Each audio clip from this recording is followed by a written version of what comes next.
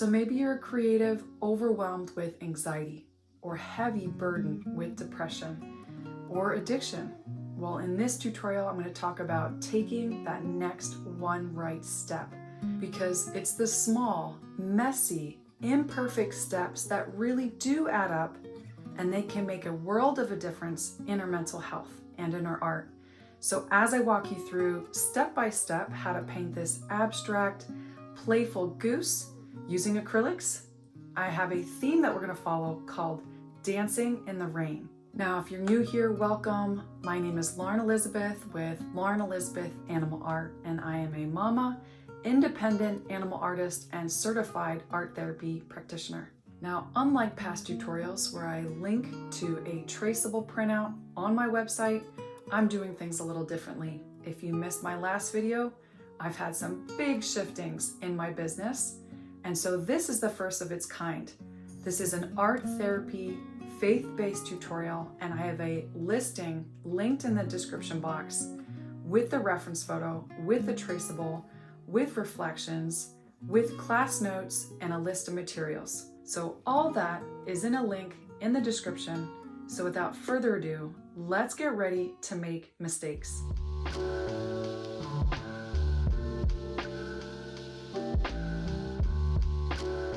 All right, so make sure by now you have your traceable outline transferred to your paper or canvas.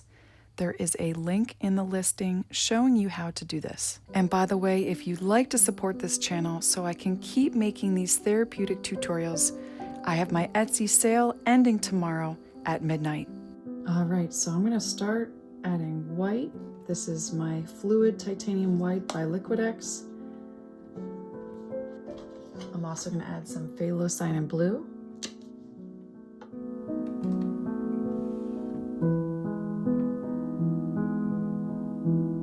I'm also going to make this pretty dark. This background is going to be pretty bold and dark, so I'm adding a bit of black as well. So that's black, blue, Phalocyan Blue, and white. All right, so I'm going to pull some white aside, Phalocyan Blue, and a tiny bit of black, not too much. So we want this to be a navy blue that's more on the dark side. So I'm going to add in more black and more blue. And if you have a sided canvas, you'll likely need more than this to paint the sides. Now, if you're new to acrylics, don't worry. I've made this very beginner friendly, very relaxing. And if at any point I go too fast, feel free to use the pause and play button on your screen. And if there's only one thing you take from this tutorial, I hope it's this, that you're gonna make mistakes, and that's okay. It's a part of the process. All right, I'm actually just gonna do another round of these colors just to give me some more paint to work with. So I'm gonna encourage you right now to just release any expectations you have for this piece, following me step by step, but also being open and willing to test things out based on how you're feeling, what you're experiencing in your body, in your mind. We're gonna release it right here. All right, and so to fill up more space, to cover more space, I'm gonna use this size 10 Arteza angle brush. And I'm gonna make sure it's clean and damp. Always wanna make sure it's clean and damp, so not sopping wet, still got some moisture on the brush, and that helps us really control the paint better. And here we go, just working around and getting as close to that line, that traceable line as possible, if not partially over. So with acrylics, we want to work back to front, background to foreground. And as we do that, I want you to take 5 deep breaths in through the nose and an even longer exhale through the mouth, okay? Let's do that as we warm up our hands working on this background.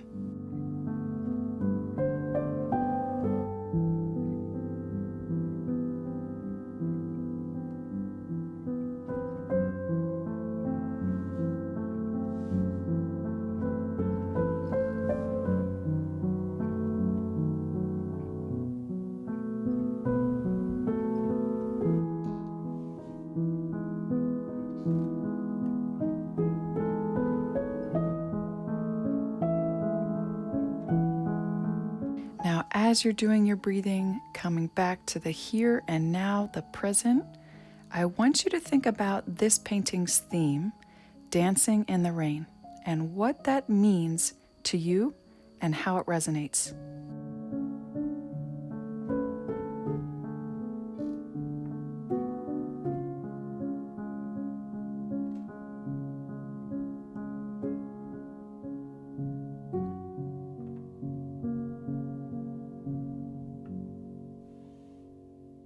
Now for these boots, I'm going to be careful working over and under and around them. So if you need to, switch to a smaller paintbrush just to get in and do that. Now I want to share some encouragement and some hope connected to this piece.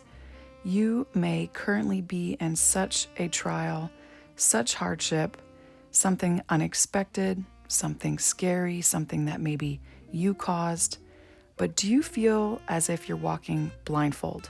Or maybe confined to a dark, scary room and you're afraid to fall, you're not sure which step to make. You may be ruminating on what if this happens if I make that step?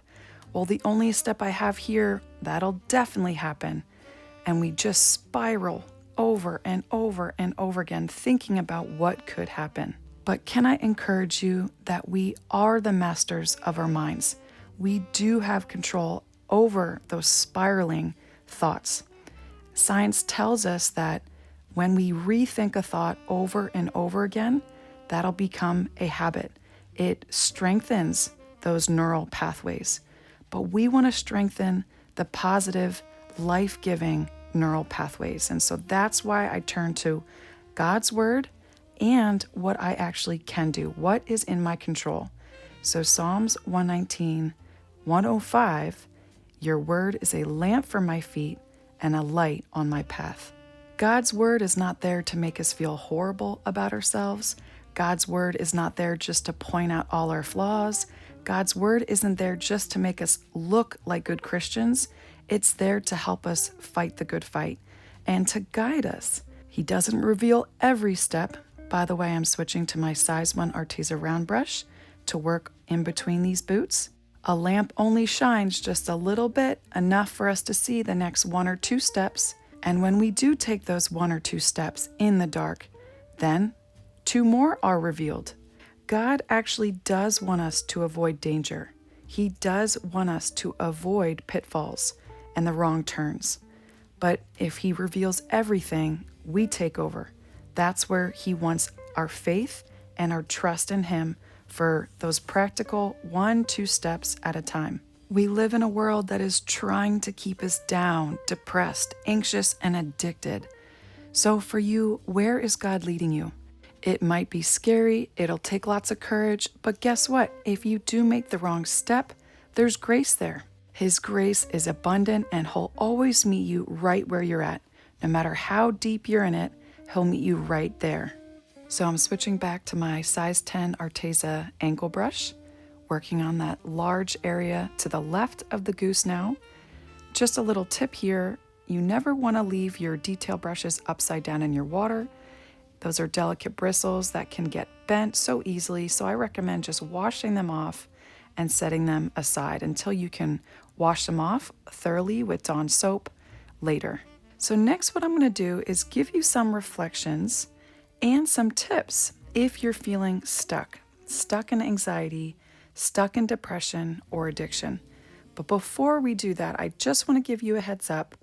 We actually want to work at a steady pace enough so that we can still have a damp background to be blending in those poofy white clouds. Now, no rush here. It usually takes about 5-10 minutes for acrylics to dry, but we also need this navy blue extra left over after our background so that we can be using that when we're painting the clouds and if you want to do any touch-ups later.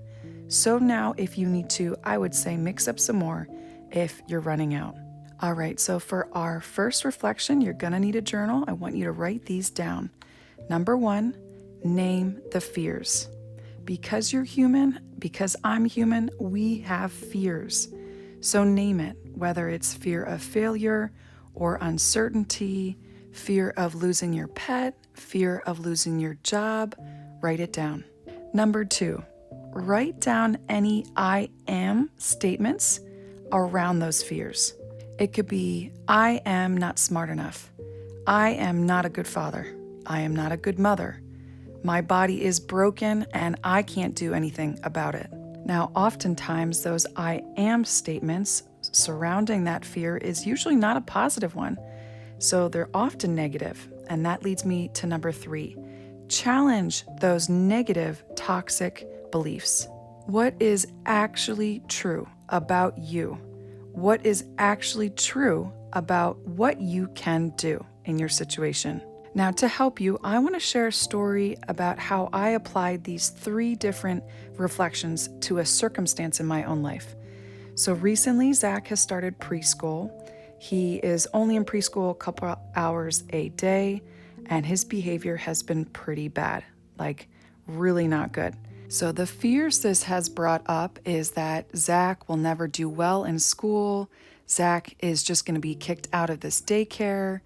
And those fears have brought up toxic beliefs in me. Thoughts of, I am not a good mother. I am not a good teacher. If I was a better wife, Adam would be better. Zach would be better. So in the process of me being really honest with how I'm thinking, how I'm feeling, I notice a sensation in my stomach that kind of hurts. I notice my heart gets a little faster. I notice my body doesn't feel very good. And I feel shame. That shame makes me feel awful about myself, and it keeps me stuck in that cycle. And rethinking those shame-filled thoughts and those beliefs are only strengthening that pattern. But instead, what I do have the power to do is think the exact opposite using God's word. And from Romans 8:1, which says, "So now there is no condemnation for those who belong to Christ." And so whenever I feel those shameful thoughts, I can rethink this verse over and over and over again. All right, so once you've covered up all the white, you just want to go around and see if there's any little white specks left over around the sketch or on the rest of the background. I just want to encourage you to use journaling as a way to unload those worries, unload these thoughts, and to process them. And if you don't have the words here in this piece, in this painting, you can unload that using images, colors, lines, shapes to do that. This is called symbolism, and I really encourage you to lean into that in this painting.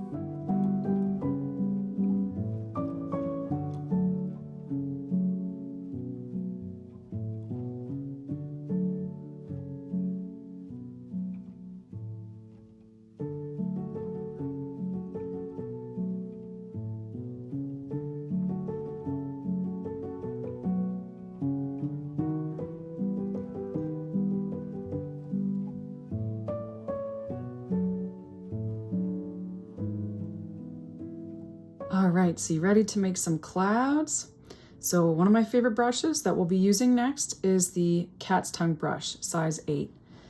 And what we're going to be doing is going in with the same navy blue that we were using with a damp brush, okay? My brush is a little bit more moist than how it was when we were painting this background. I'll add a little bit of white into that. And I'm just going to pick a spot and then start spreading this around to create these poofy clouds. Some of them are going to be going off the side of the canvas. Some are just going to be sticking out behind the neck of the goose. And you can add as few or as many clouds as you'd like. Depends on how stormy you want your sky to be.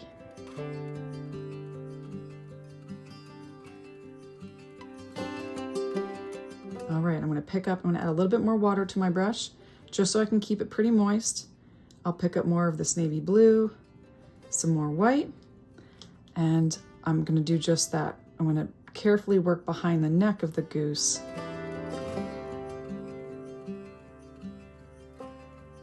And what you should have is this lighter navy blue blending in with the background navy blue. So if this looks like a faded cloud, that's good. That's what we want. We want it to just barely see it and then slowly add in more white to our navy blue so we can create those fluffy, poofy clouds. And the technique I'm using are little dabs, blending, using a bit of a circular motion, but mostly dabbing in this horizontal way.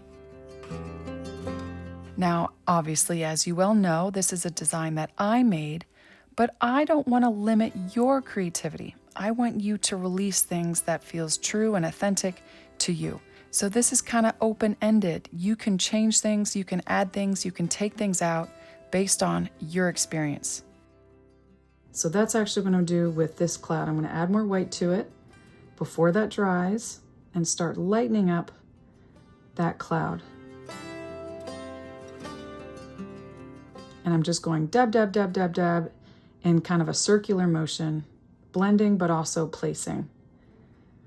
Trying to keep it more curved on the outer part of the cloud. And if you need to, you can just go back to the dark navy blue to maybe bring some parts of the cloud in, soften the edges.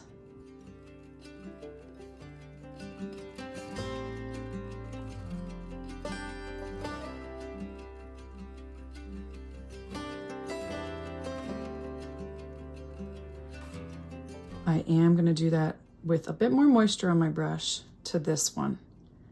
So here we go, adding a bit more white, going back with some navy blue and my damp brush.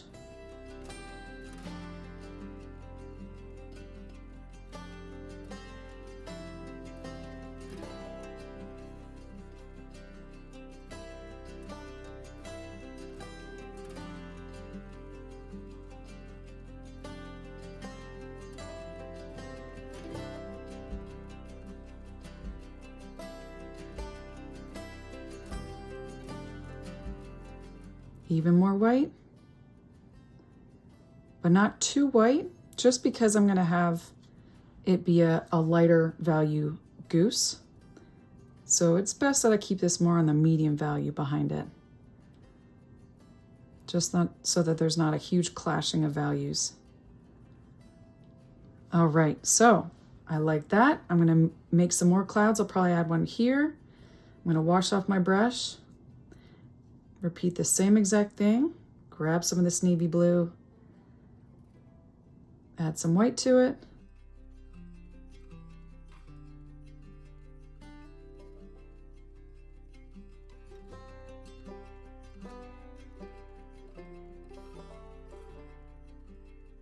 That came out a bit lighter than I wanted to start, so I'm going back with my navy blue and softening the outside of it a bit.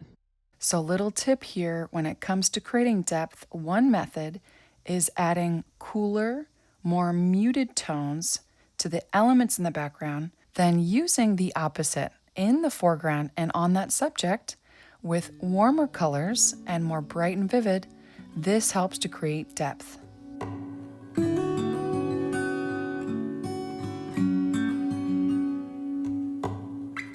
I'll even add more white to lighten that up. Are you starting to get a hang of it now? And if you don't like a cloud, you can just mix up more of your navy blue and paint right over it. But give it a chance before you decide you definitely don't like it. Just give it a chance. You can always go back to it even after painting your goose, because you don't have a lot of hairs or too many feathers to worry about. So I'm always trying to add balance to my painting. If we added the clouds here, we have a lot of negative space over here. So I could maybe add a cloud down here, but then that wouldn't really make that much sense. Clouds aren't that low unless that's what you want. Do I add a cloud up here by the face or maybe right here? I think what I'm going to do is I'm going to add one right above here and we'll go from there. Test it out when in doubt. When you have those what ifs, be curious about them. Actually lean into them. Give them a try. You just never know unless you try it. That goes for life. That goes for painting. There's so much grace here. We can easily paint right over it if we don't like it. I'll go in with more white to lighten that up.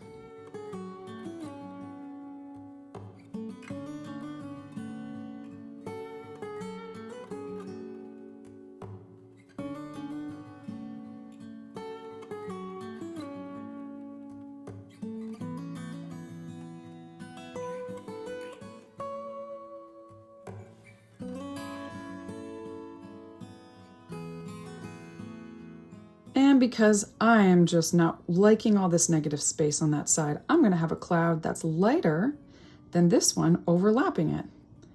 So this will help us create even more depth.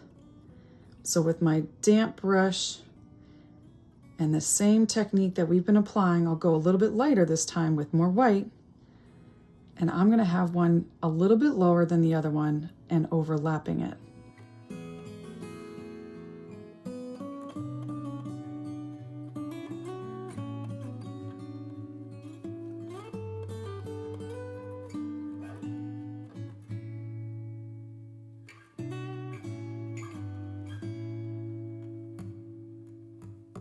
I'm going to soften the bottom a little bit with my navy blue. Now, because we're overlapping that back cloud, this is going to be a closer cloud. And when you want to make something closer, you enlarge it. It's going to appear bigger than the clouds behind it. So I'm going to expand this cloud a little bit more, make it a little bit wider than the others, and also go a bit lighter.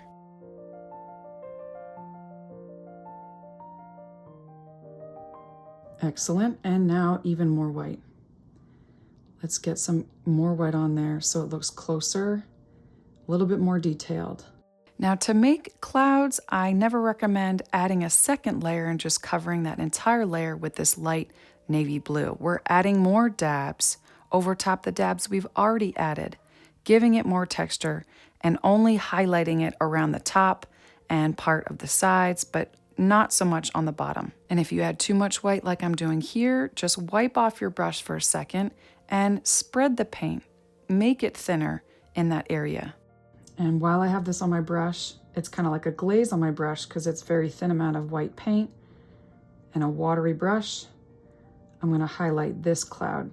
Now, if you're new to my tutorials and you've never heard that word used before, glazing or adding a glaze is when over top layers we've already added that's dry and we water down the paint. So whatever paint we're adding, we add water from our cup of water into that little paint mixture. So what this does is it dilutes that color, and so we can add a very thin amount of paint over top an area, whether we want to slightly alter the color and not lose all our work, or we just want to brighten it up a little bit more like this cloud without adding too much white.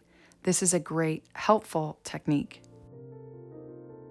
Hi creatives, sorry to interrupt, but I'm a firm believer in a community and pulling strength from that while you're struggling mentally, physically, emotionally. And a strong community doesn't mean a huge community. Even just 1, 2, 3 friends that are rooting for you, that support you and encourage you. Now that's the kind of people you want to stick around. And so that's why I'm trying to grow a community on Facebook. It's linked down below of positive people. You can share your painting progress, the paintings you make for my YouTube channel, photos of your pets, reference photos that you find. Just be yourself and let people embrace you, love you, and support you and inspire you. All right, creatives, let's get back to it. All right, so for the ground next, the foreground, I'm gonna add some raw umber. Add some raw umber, and we're gonna create a line. So I recommend a size 5 angle brush to create this line. We're gonna create a line right here, just about 1 inch or 2 up from the bottom. So I'm gonna mix up the colors. Black, I need to get more black, and raw umber. I actually don't need to get more black, that should be enough. So that's black and raw umber. I'm gonna add just a hint, a pinhead size amount of white to it.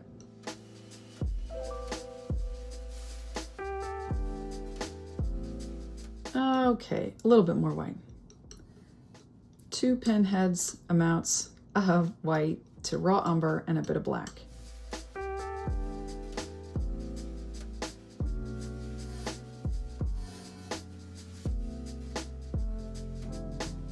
So what I'm going to do with my size 5 angle brush is first I'm going to create a line. And you can choose to do it this way or this way. If it's easier, you could even use a flat brush to create that line. It's up to you. I feel most comfortable this way. I'm going to start on one side and then carry that on the other side. I'm right-handed, so that's why I'm starting on this side first. See how I'm using the angle of this brush to create that line, which, by the way, we're painting ground, which is usually not perfectly level, so you don't have to make this a perfect straight line unless you want to. And I'm going to carry that to the left, a line straight across. But if you watch me, I'm not going to cover up all the navy blue. I'm leaving a bit of that navy blue reflecting the sky because it's a puddle. And in a little bit, it's over top this dirt, this ground that will add the footprints, these muddy, mucky footprints. So you might want to watch me and then give it a go.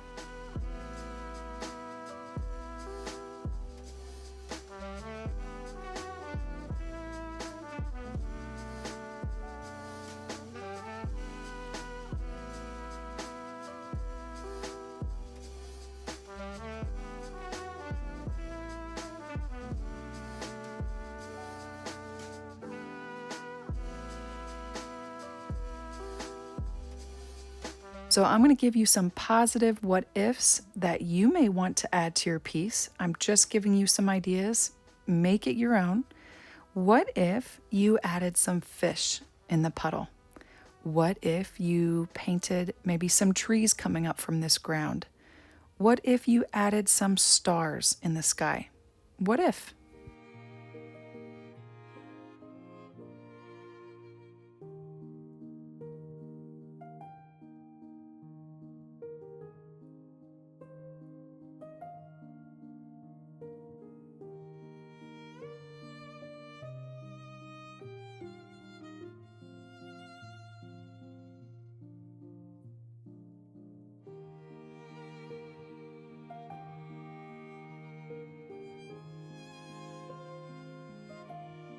All right, to create these mucky, muddy steps behind this goose, I'm going to go in with this dark brown.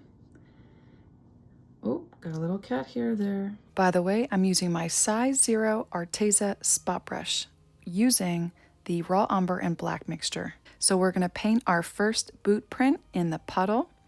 It's going to be a long oval that's cut off, almost looks like a long C that I fill in with this brown. The rounded part of the oval is a bit larger than the other side, and I'll finish it off with a little heel print on the end. So you can see I left the smallest little gap, and that heel is not a perfect square. It's actually another C in the opposite direction, so the opposite side is more rounded.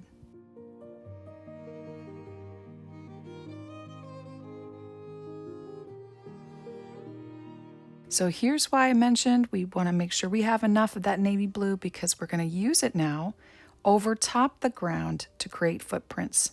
And that should be dry. Don't paint it if it's not dry yet. Make sure that is dry. We're going to repeat that exact same technique, creating another boot print the same size and shape, but now up a little higher and behind the goose's boot.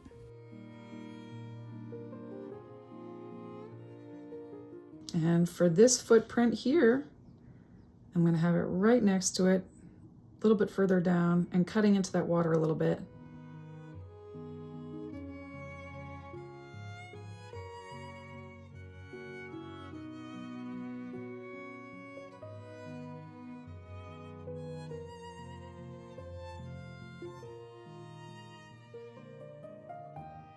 And just the littlest bit of that footprint with this navy blue will stick out right here. I'm going to go over my paint, just make sure it sticks out a little bit more. Now, going along with this stormy theme, this goose is on unlevel ground, and that puddle is not going to be a straight line, which is why I'm going to go around and make it curving and bumpy. In this lower right corner, I'm even going to have some of this puddle spilling into this boot print.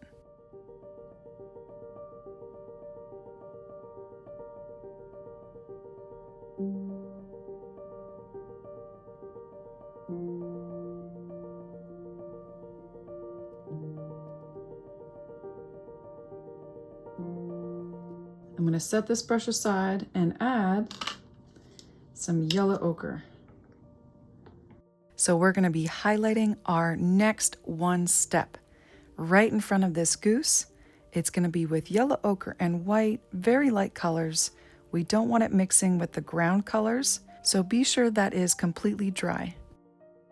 So what I'm going to do is with my brush, because I don't need too much, I'm going to mix up white with yellow ochre. And for our next step, I'm going to put that right there. Now, some more encouragement if you're still not sure what is your next one step. Well, let me tell you, when I was in addiction, I felt like I tried everything and that the only thing I had left is just to turn to God and to create art. If that's all you know, that's your next step. You're doing it. You're doing that right next step. And now look at how God has multiplied that and used that step not only to help me, but to now help others. And if you're not happy with the shape of it, like me, I'm going to go back around it with my dirt color, the raw umber and black, and just shape that a bit better.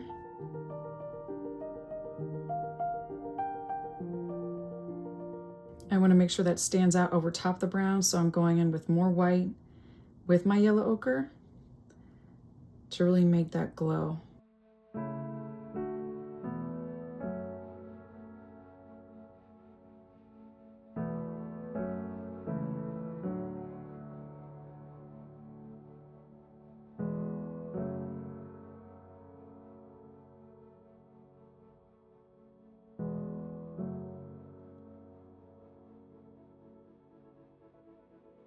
And just to make that yellow stand out even more, I'm going to bring this dirt down to about the level of the foot, just like that one.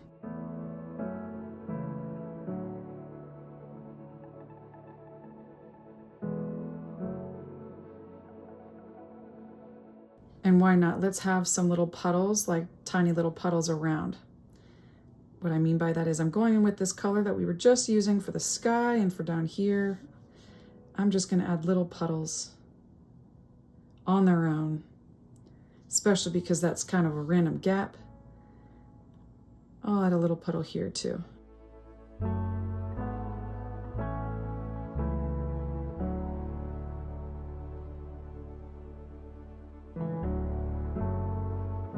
And while we're here with this blue, if you need to shape around these boots, because I actually left a little bit of white more than I want, we can do that while we got this color and it's not dry. Now, puddles is something for me that makes me think of a byproduct or like the aftermath of something, like a rainstorm leaves little puddles behind. Now, this is just one example of symbolism that you can add to your piece. You can subtract, add, emphasize, alter, simplify, invent your own elements that are symbolic for you. Now, here's just an example. You may have different colored puddles arranged in almost like a puzzle-like way. So representing the steps that you took that all work together for something positive, and those are positive steps that you took, or it could mean something entirely different. So I want you to get creative with this, or you can just leave the steps just like I have it. I'm going to add, this is cadmium yellow. Cadmium yellow to our paint palette. Also some violet. We're going to need yellow ochre for this step too, so you want to make sure you have that. And orange. Not too much, just a little bit. All right, let's get painting these beautiful boots. We need some more vibrant color in here, don't we? Let's get some beautiful color. I'm going to mix up with a clean palette knife. And I want to make a vibrant yellow. So it's going to be like a golden, but a bit more yellow, and that's yellow ochre and cadmium yellow and white for the boots. So that's cadmium yellow, yellow ochre, and some white. And let's change out our water so we don't get any of that brown or dark blue into these boots.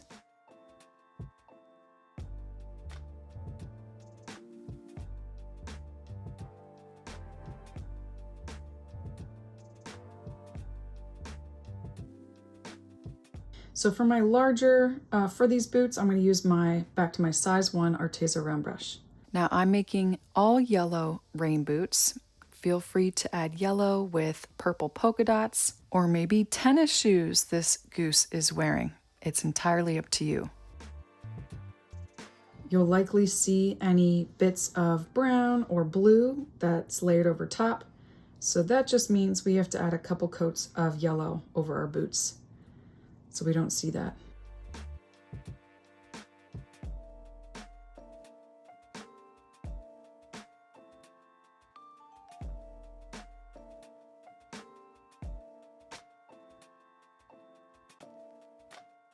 So as you're working on your boots or any kind of shoe, let's just get grounded. I want to encourage you to really use your hands in this process, reconnect with them, reconnect with your feet, your arms, your legs, any sensations that you notice in your neck, in your chest, in your fingers.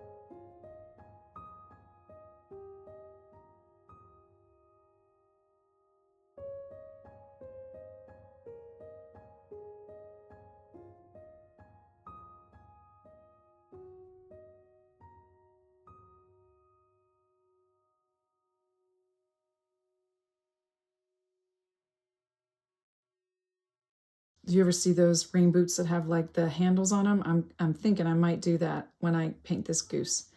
I would only do it on that side because that side's covered up, but that kind of adds a little bit more character to this. So let those dry, and we'll move on to that beak. Since we're here using our yellows, we'll just add a bit of orange to that.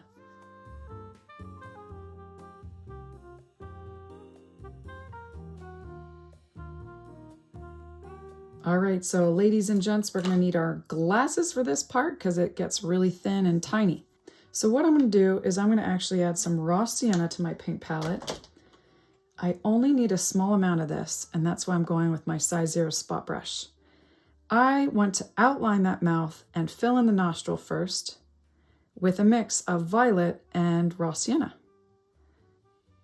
Okay, so that's violet and raw sienna, and by now, hopefully your hands aren't messy. By now this should be dry. So that's what I'm gonna do. I'm gonna work on outlining that mouth.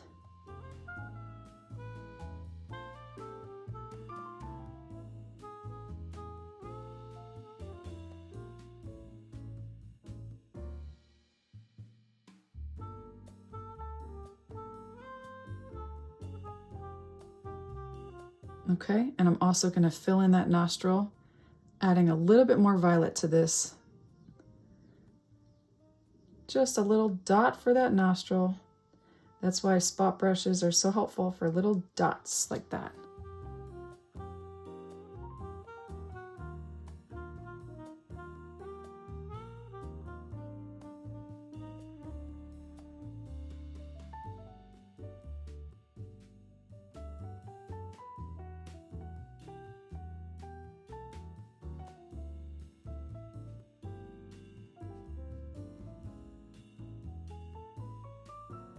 So what I'm going to do is if you notice, we have a shadow on the bottom of that beak.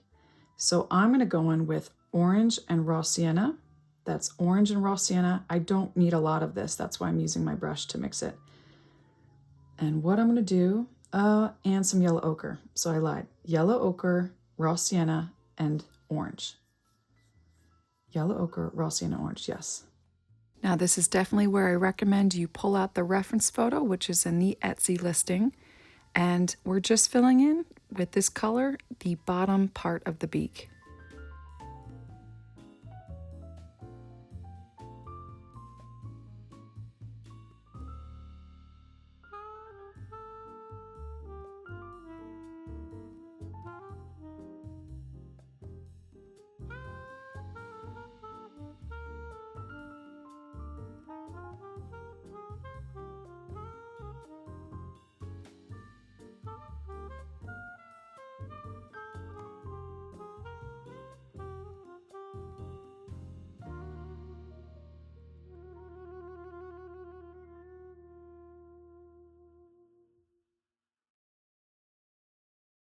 All right, so next I'm going to pull some white into that and a bit more yellow ochre.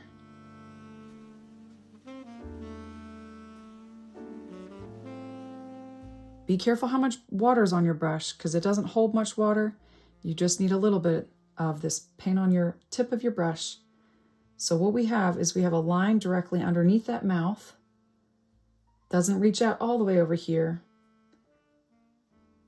Bring that in. If you need to, which I do need more white in that. So there's a part of the bottom of the beak that's getting highlighted right underneath the line we made for the mouth.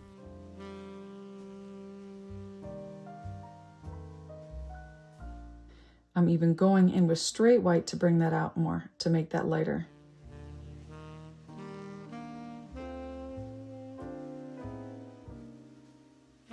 So what I'm going to do is go in with that color that we just mixed up and fill in the entire top part of the beak. Going over any mistakes that you made on that mouth. If you have any little drips or any parts that's sticking out from this line around the nose, you can fix it up with this color.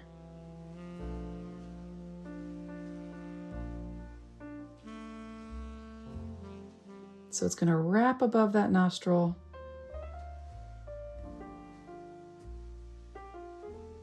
And all the way up to that line for the traceable.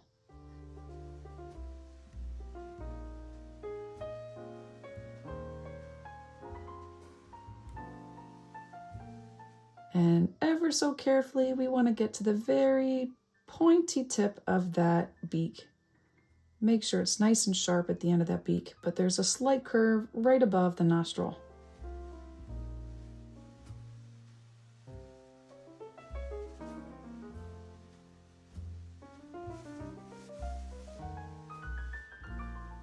And since that has likely dried a little bit by now, I'm going to add just another line here and the smallest little line at the very end on the bottom, guys. Do you see how I'm doing this? We want a rounded top and bottom, but still pointy.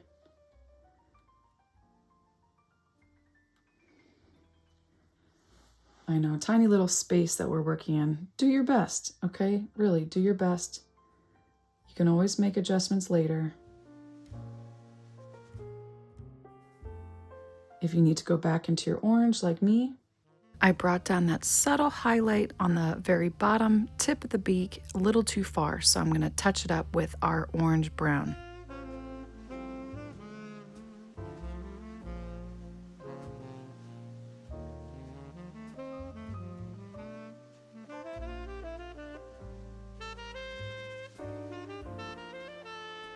Excellent.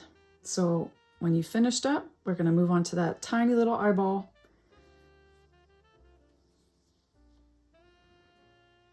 So I think the easiest way to do this is by simply painting it in with a light blue, still using a size 0 spot brush. I'm going to add lots of white to this phthalo cyan blue to make a light blue. So once you've mixed up a beautiful sky blue, we'll just simply fill in the eye. Not worried yet about that pupil. We'll paint that in once it's dried.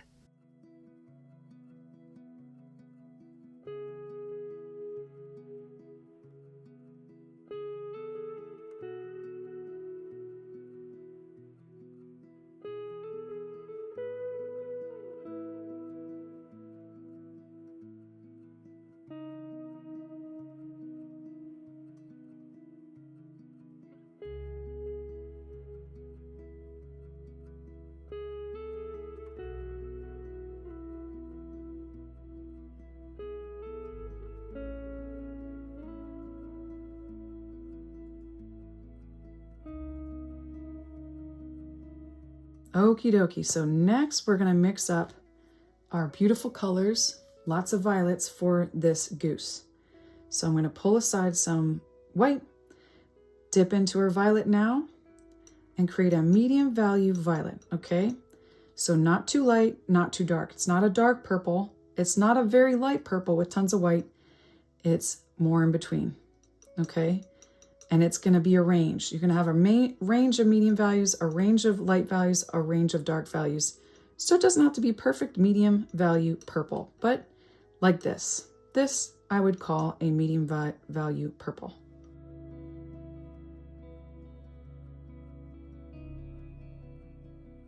Then we want a dark value purple, okay? So I'm actually going to pull even more violet, set it aside into another pile. Add some more white, but I want to make sure there's a lot of violet in there so it's nice and dark.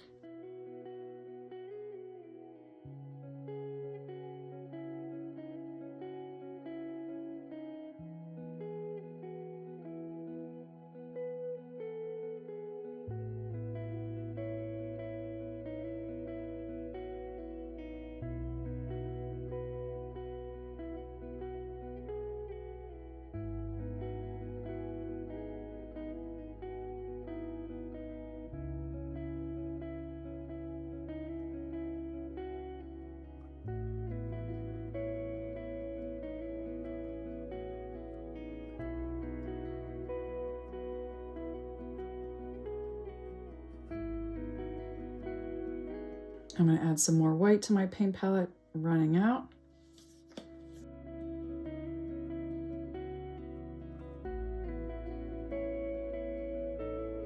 So let's set that brush aside or the palette knife aside and let's get painting. I'm going to use my size 0 or size 1 round brush. And we're going to dip into the medium value lavender. And where I'm working is right underneath this line. I'm going to use my brush and the thickness is just perfect, I think. I'm going underneath the beak a little further out, okay? There's just a little bit of fluff underneath there. If you feel more comfortable, I'm actually going to pick up my spot brush and just pull that up a little bit so it just streams up along the bottom of the beak, just up a little bit further.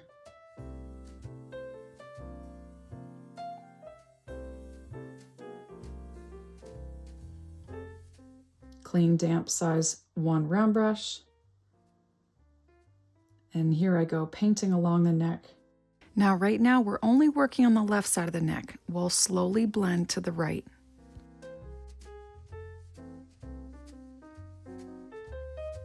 We won't need to mix up another color next because we actually are just going to be pulling in white into this once we pull it down. So I'll show you what I mean, but I'm just letting you know that we are going to be working wet into wet for the next part. So we're going to need to work pretty good pace, not too fast, not too slow.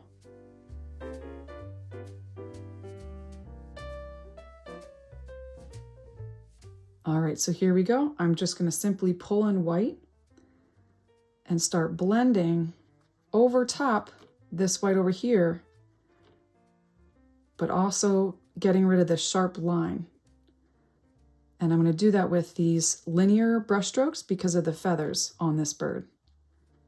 So I'm blending and also using a line motion, trying to make it look a bit fluffy. I'm even going back to my violet to add back in some violets if I took a little bit too much off. But this side is supposed to be more of a darker violet or a medium violet. This area is going to be lighter. So I'm going to wipe off some of that paint, go back to my white, and do the same exact technique. So we're obviously not painting fur here, but we do have feather texture. And because of the view of this goose, it's not super close, it's also not that far away, we have enough information going off the reference photo about those feathers and that texture. So that's why I'm doing this loose line texture on the neck that I'm blending to white, straight white, which I'm now adding all around the eye and on the goose's face. The wonderful thing about painting a full body animal is that there's a lot of wiggle room to fill in the gaps with creativity. We can see enough, but we don't see everything. If it was close up, we would see more detail. So this is where we can get creative, but also still make it somewhat realistic.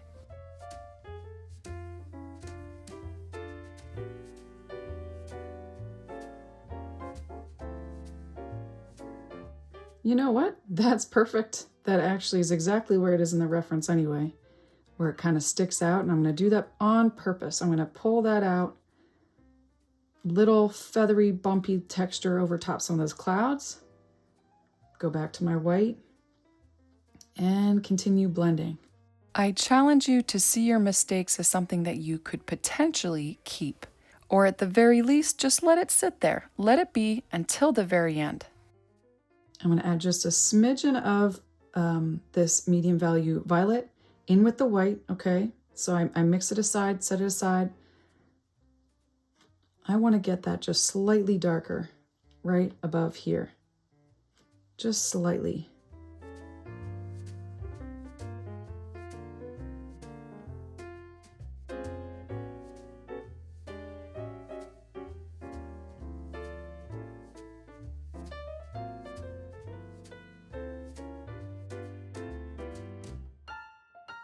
All right, so next what we're going to do is we're going to go on with our dark violet. All right, and I'm going to start working down below the belly. These are those darker feathers on the stomach and chest. And I'm going to actually create a little line. We see this feathers that are coming down at an angle, and we'll shape these with our colors later. But for now, the easiest way is just to fill in this area.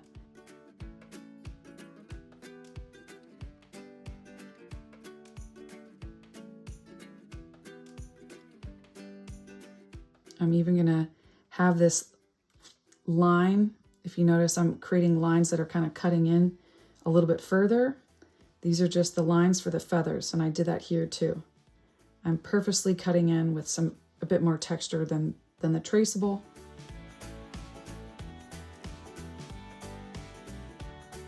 And then this will come down, but not all the way down, okay? That'll be a different color. This will just wrap around at the bottom.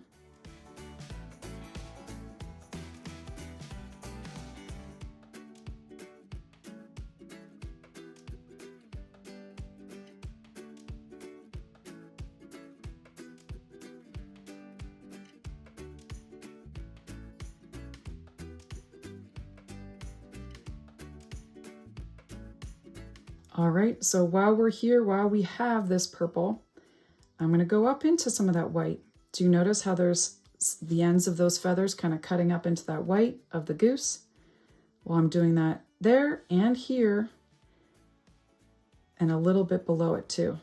If you watch my technique here, I'm clustering lines going up at the opposite direction, perpendicular to the stripe that we were just painting with our dark purple. 3 times. And that last one, there's a little gap in between. So we're starting to create the look of those dark gray feathers using purple instead of gray.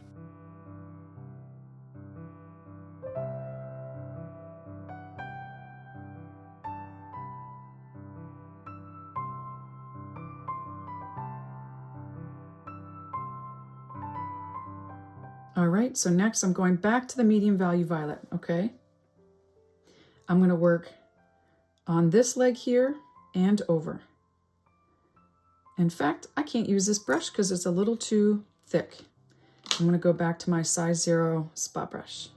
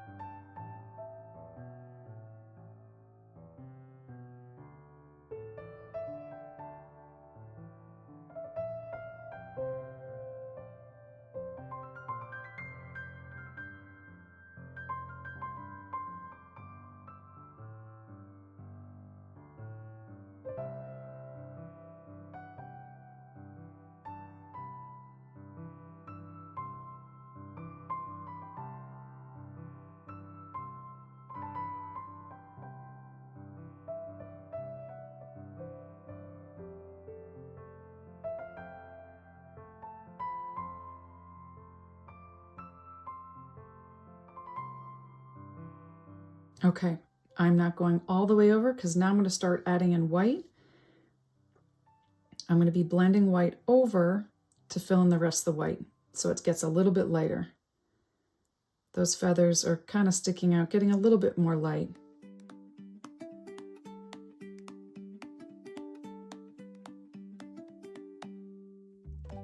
And in fact, where it's really getting more light is right on the end here. So if you missed that, right below the tail feathers, working on that bum, I'm going in with straight white and blending that at the very end into the medium value violet.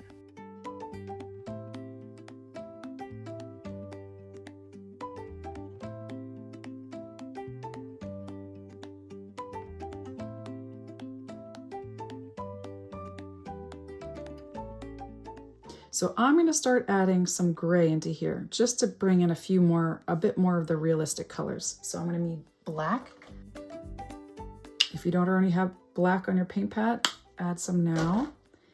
And I'm just going to create a value with violet for this shadow here with also some black. So I'm going to do some medium value violet with black and some white. So again, that's black, a little bit of our medium value violet that we mixed up, and some white. Test it out when in doubt. Remember, you might not have it quite right, and you can always blend in a darker or lighter version while it's still damp. So listen to this so I don't confuse you. This value is darker than the bum area below it, and the same value as the dark purple feathers to the left of this area. And it's not going to be exact. You're not going to get it exactly spot on the exact same value. That's why this is all one big experiment. We're just experimenting, we're investigating. Try it out and see what happens. And furthermore, this will never be a waste because the more you attempt matching value, changing value, altering it, and just playing with value here, the more you develop this eye for value. You can eyeball it and you get it closer and closer every time. I'm actually going to bring some of this purple gray up into this feather so I can kind of mesh the values before they dry.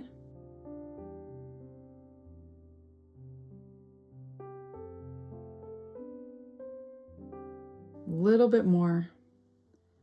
Bring them up a little bit more, even into this little box here. Excellent. So those are some more realistic colors. Now before that dries, because I want to be blending that, adding a bit more white into that purple gray. Not too much white, but just enough so I can start working over where the light is hitting a bit stronger. Leaving those lines are good. Adds that fur or that feathery texture. But what I do want to do is add in a corner, add a bit more black so that I can make sure that there's somewhat of a shadow, somewhat of a line. Try not to make this gray too dark or too thick. We want a very subtle line separating those tail feathers from the side feathers.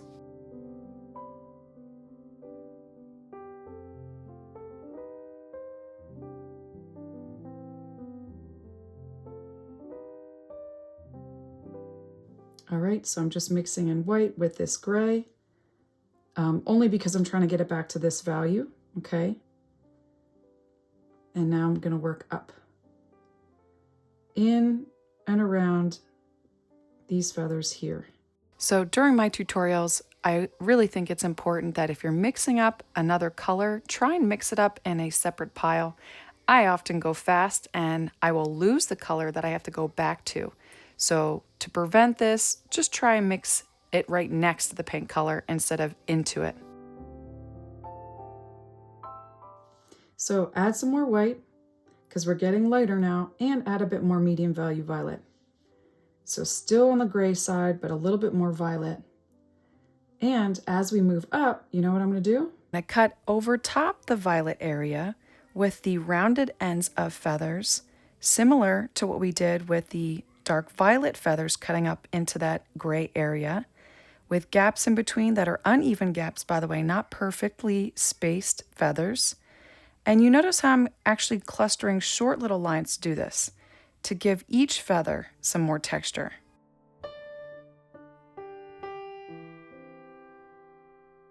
I should actually not make them so perfect. I should have some more inconsistent. So here I go. I'm going to do a longer one here. That's at an angle more. One above it, that's actually closer together. Now I'll do the next one that kind of wraps around like this. So what I'm doing right now is looking at my reference photo, taking information from that and giving it a little twist so that it's something fun and unique and playful.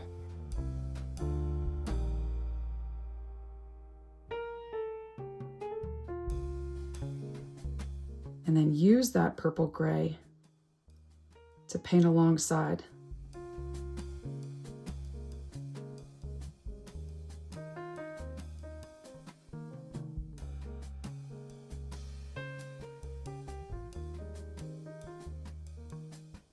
I'm just mixing up some more. That's some gray with medium value violet.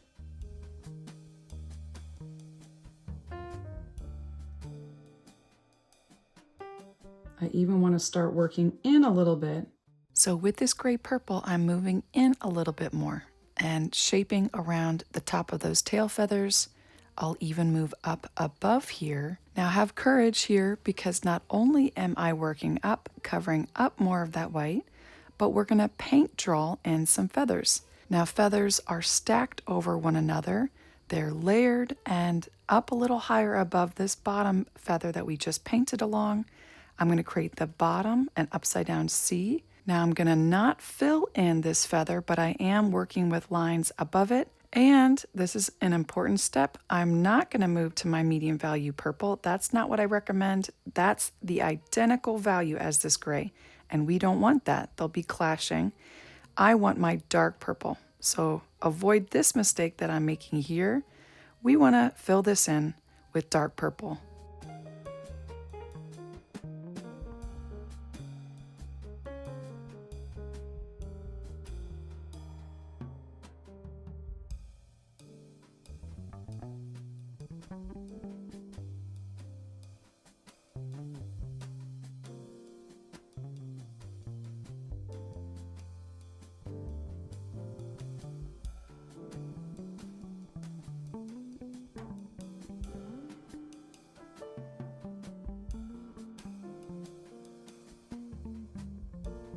Now I want to go back to a darker version of this gray with some more of our medium violet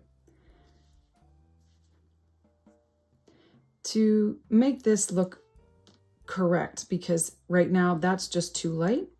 And underneath the leg and even up a little bit along that leg, I'm using this gray violet. Okay, so I added more black and the medium violet. And now I'm just going to darken up the very bottom like that. Even some next to that boot, okay? So I'll show you what I did. I added some here right along the leg. I added some right next to the boot. And then even some where there's a shadow being created from this tail. And if you need to, go back to the medium value violet and you can soften that. You can blend it so you don't see a whole lot of lines. You have a nice shadow.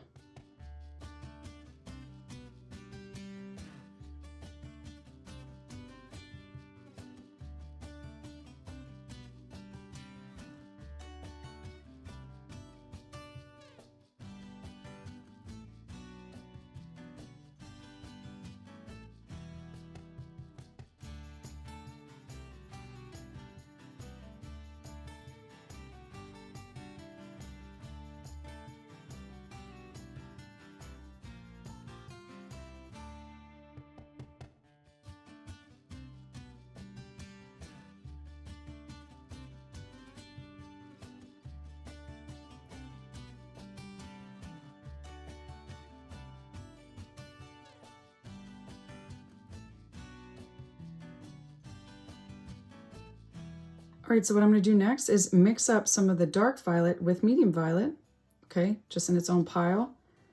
We have another feather sticking out. That's where this line is for this feather. It's right above it, but below this one.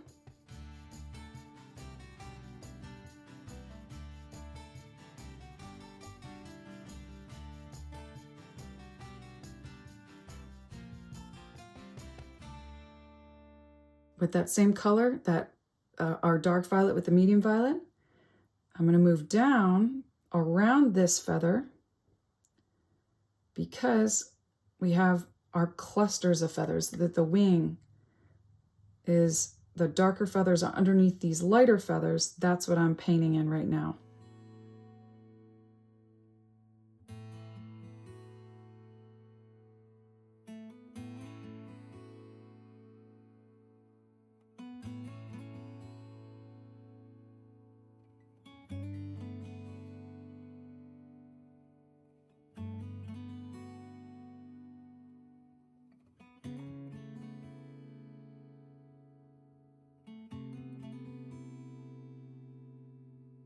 All right, so here I go, mixing up more of my medium value violet and my dark value violet.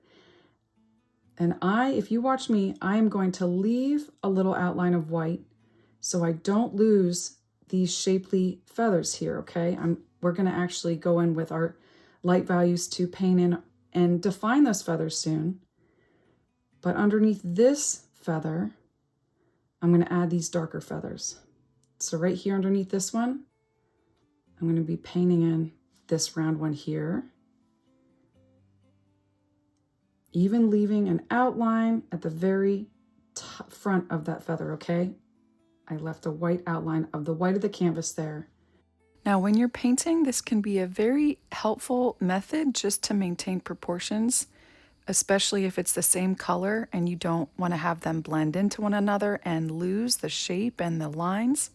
So I'll leave a guideline of white around it.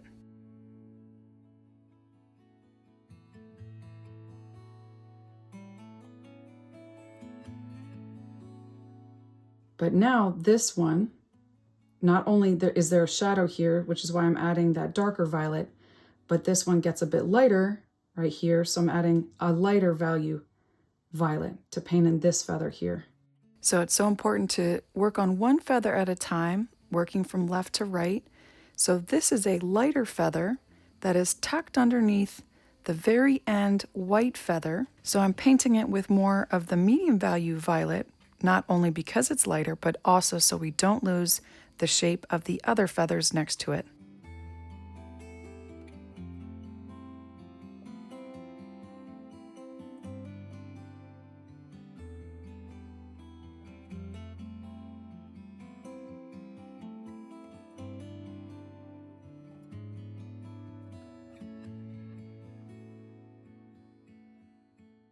All right, moving on up. I'm gonna go in with this violet, the darker violet with the medium value violet.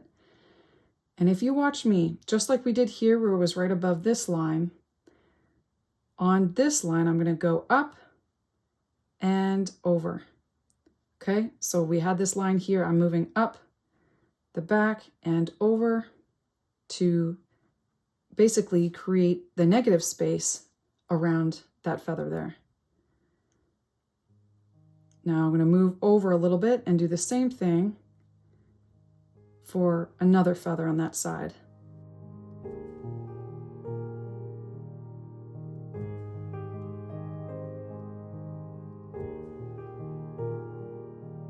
I'm going to bring this up a little bit higher and over to the left a little.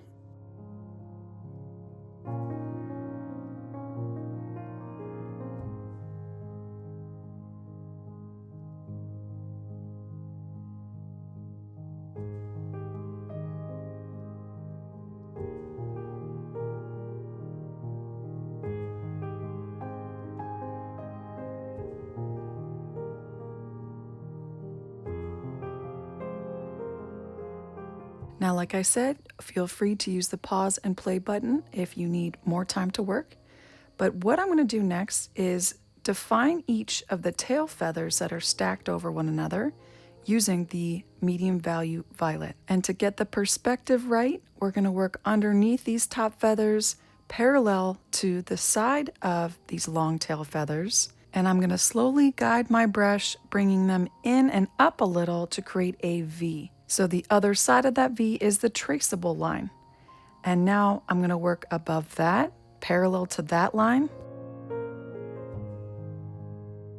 And here I'm going to create a triangle at the very end. See how it comes to a point?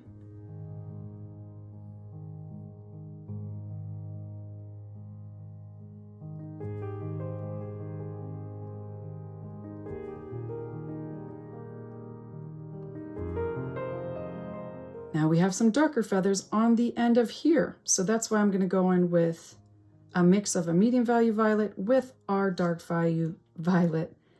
And I'm just going to paint, not all the way to the end, but just a strip of that a darker feather on the other side.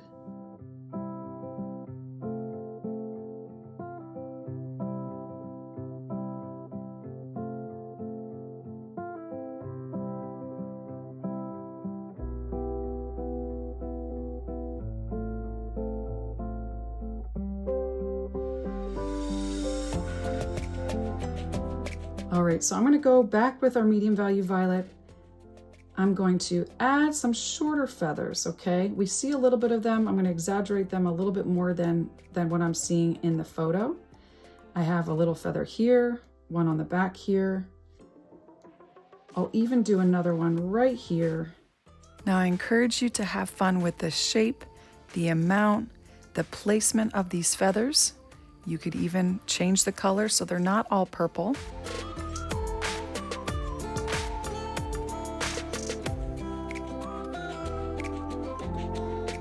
Now these feathers aren't very pointy, maybe slightly pointy, but they're more rounded, and that's why I brought it up on the side here.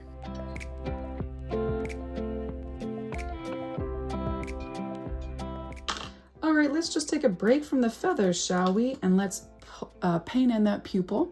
So next I'm going to use a 2/0 spot brush, very small little spot brush. Okay, and we have to be really careful here because of how small it is, so only add a small amount to the tip of your brush.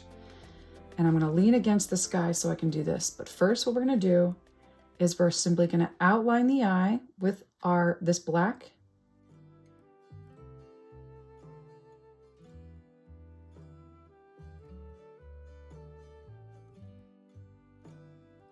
I am making this a little bit more almond shaped than just round, okay? So it's a little bit more pointy on both ends.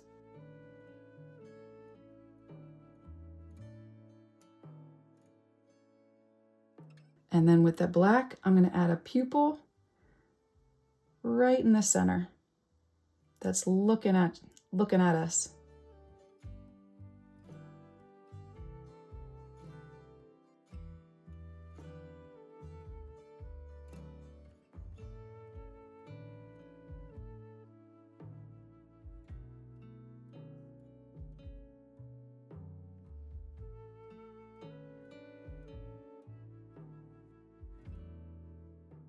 So then what I'm going to do is I'm going to add a bit more white with a clean damp 2\0 spot brush. I'm going to add a bit of white to the medium value violet and carefully, ever so carefully, paint around the eye. Try not to get into any of that black.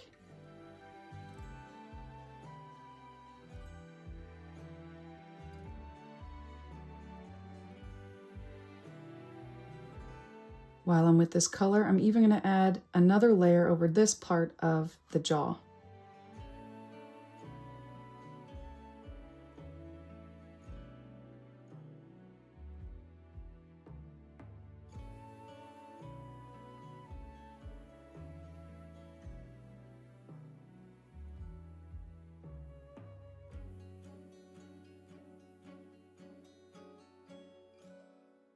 So while we're here, let's fix up a few of these feathers here and start covering up more of the white.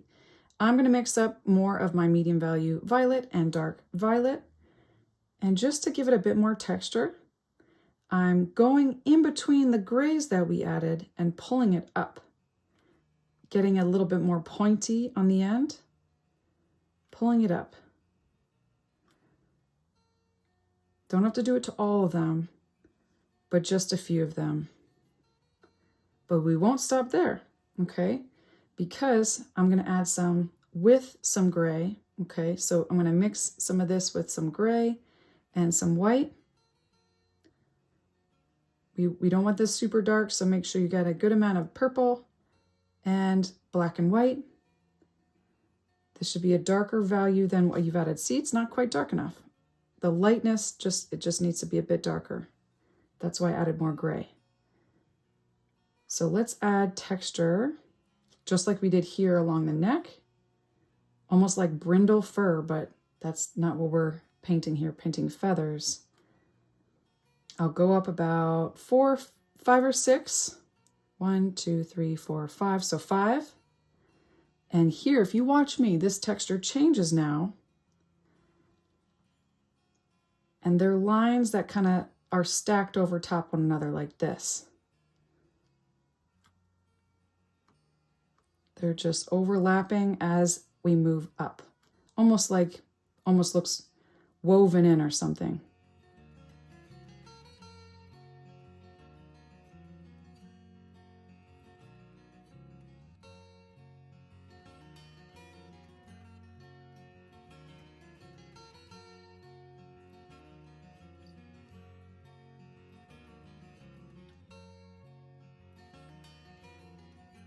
I'm going to add some of this gray right underneath the jaw, right there.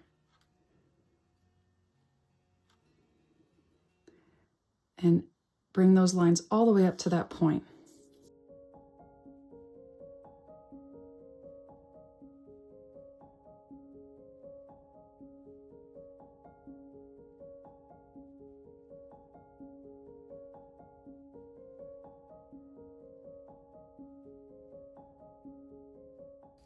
Now I'm going back to the navy blue we used for our sky, and I'm just going to slim out this area right below the back of the bottom of the beak. You may not have to, but that's what I did there.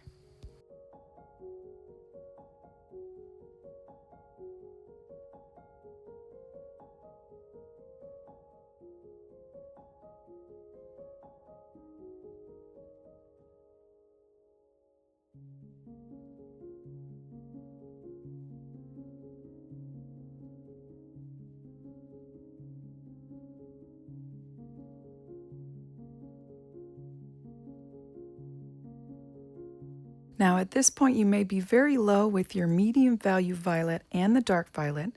So if you want to mix that up now, we're going to add more white to that to create a light value violet. And that's what I'm going to use working on the neck to cut in between those gray and purple areas.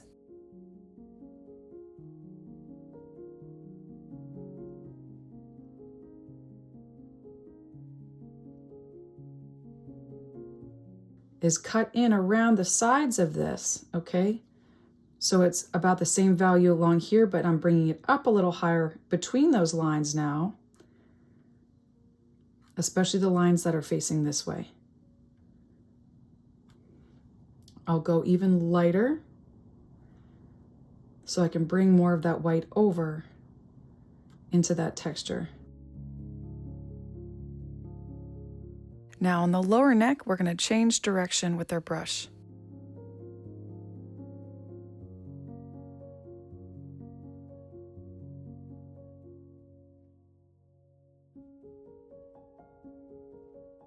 Okay, see how I'm adding some white feathers in between around the neck, the lower neck?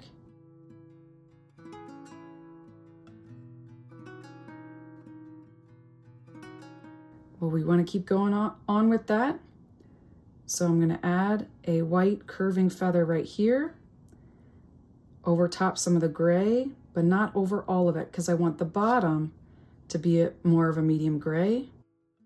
To achieve the correct effect here, this light value violet should be slightly lighter than the gray we're working over top. It shouldn't be the same value, it should be slightly lighter.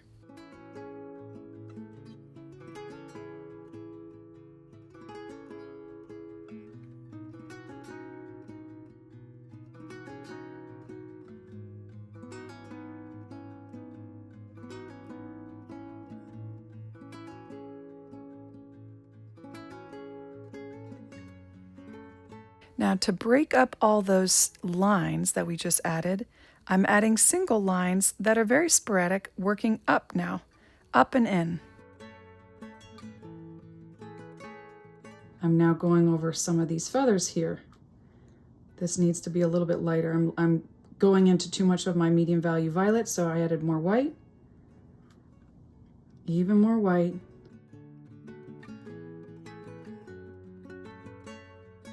I am going over some of the gray, but not all the gray because I want to leave some of that base layer. Now working over top the white that we have left of the canvas and working around these feathers.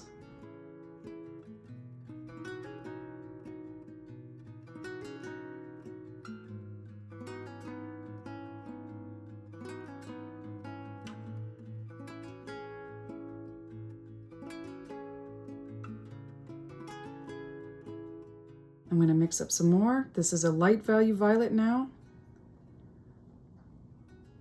It's not quite light enough, so I'm going to add more white to it.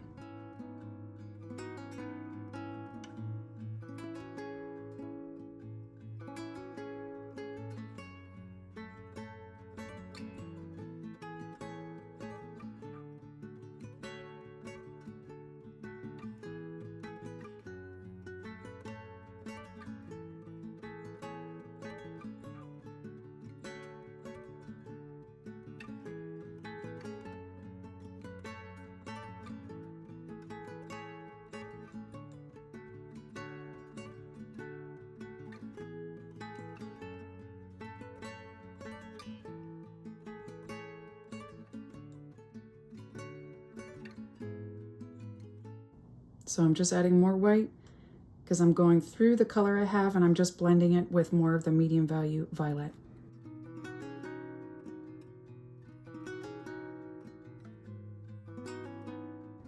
I could switch to a larger brush, so that's up to you if you want to do that. I just want to make sure I can get these beautifully defined feathers in. All right, and what we're also going to do with, and why I also like this brush is because, oh, this is going to help it so much.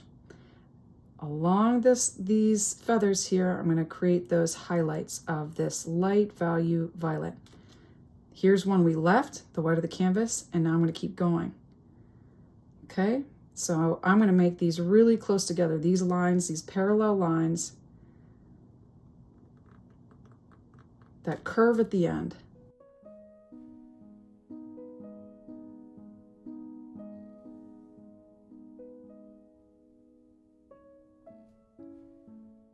But they get shorter and shorter as I move closer in towards the side of the feathers.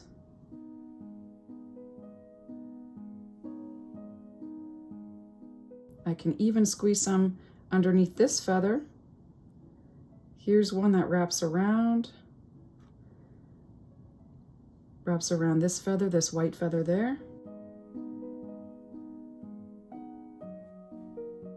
All right, so what else? there's other lines. This is actually the stem of the feather right here, and it actually does go all the way down to the end of that feather.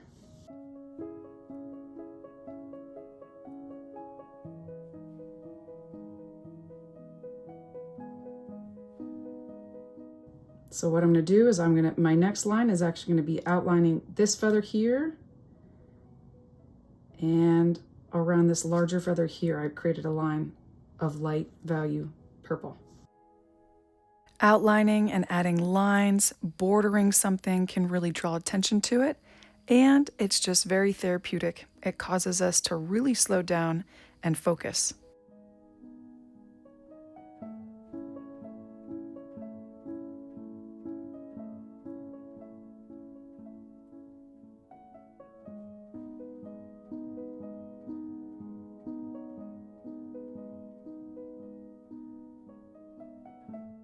I made a mistake because I actually see that this doesn't belong there. So I'm covering that up because it should actually be more curved that way. So I just painted over that feather with the light value violet.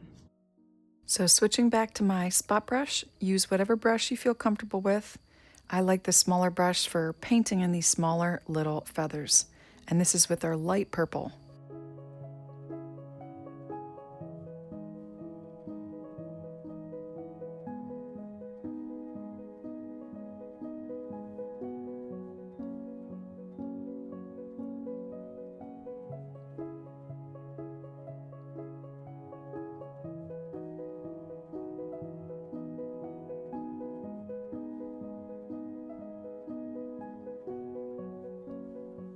But I will say, whenever something looks off, I'm going to try and tackle that part because this looks a little off.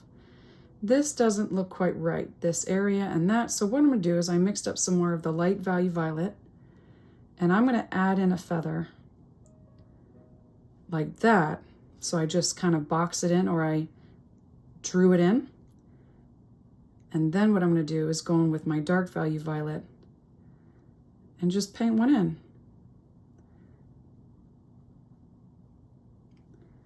That way it doesn't look so odd. That looks a bit better to me. So any areas like that on your piece, try something. Add another feather. Those are usually areas that can turn into something beautiful.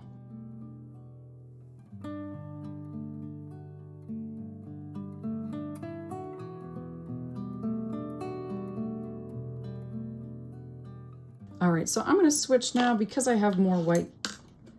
I'll probably go to a smaller brush down here, but for here, I can use my size 1 round brush and just paint it in.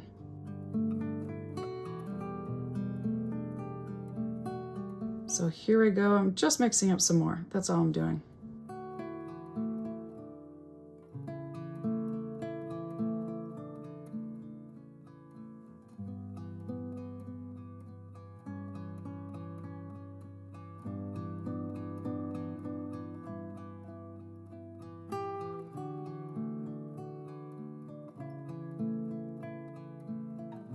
And I noticed it's a little darker.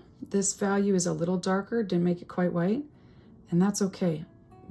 Better to go too dark than too light with our base layers. We can get lighter with more lighter layers over top.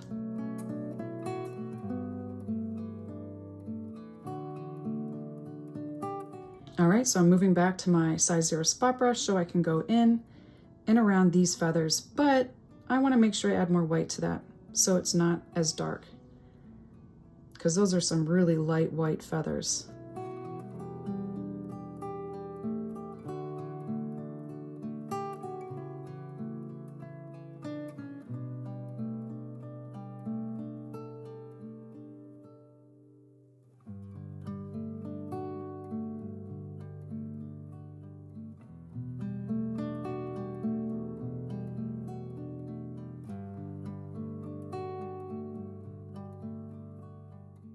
There's even a little bit of white. I'm actually going to extend it all the way over just at the end there. And even have some feathers sticking out a little bit. Okay, it's not going to be a perfect line here. I pulled it out over top that sky.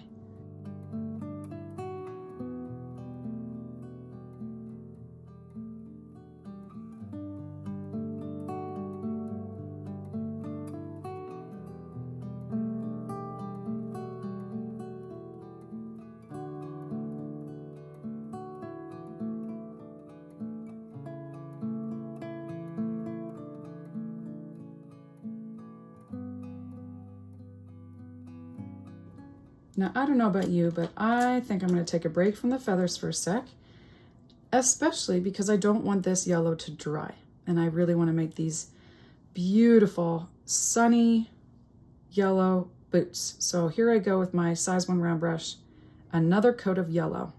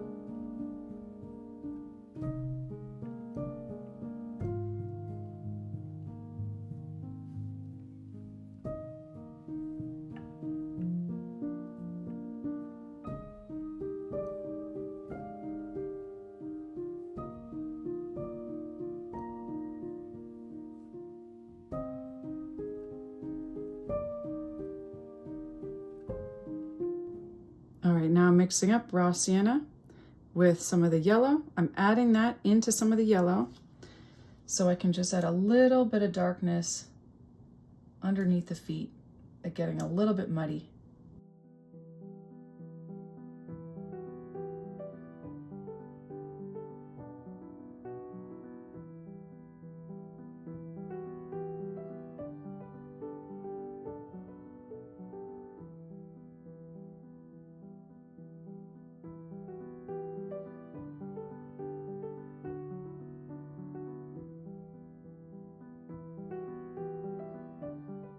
And what I'm going to do, like I said, I really wanted to do is have a little bit of that thing that you pull the boots on, that little handle.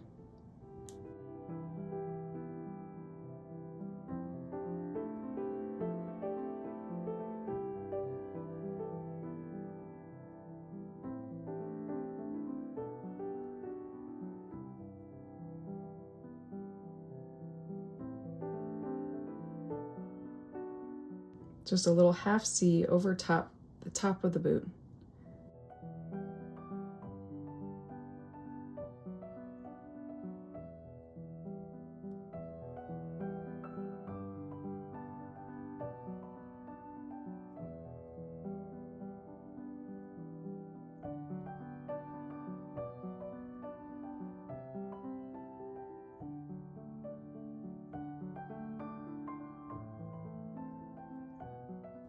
All right, so going back to the feathers, I see an area that I need to work on.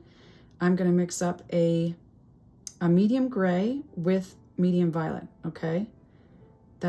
Or just add a little bit of violet to it. That'll do just fine too. So that's white, black, and a little bit of violet. I just want to test this out because I want to bring up some feathers along here. Bring them down like we did before. a little bit further than before, but that should be a little on the darker side. But if that's too dark like mine, I'm going to go in with the lighter violet and just blend that. That's with the lighter violet, and I just blended it down.